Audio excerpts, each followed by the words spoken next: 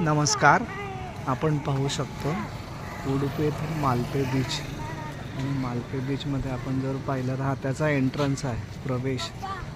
सकाळचा प्रसंग आहे, सकाळची वेळ आहे. आपण पाहू शकतो किती प्रसन्नता आहे आणि समुद्राचा हा नजारा.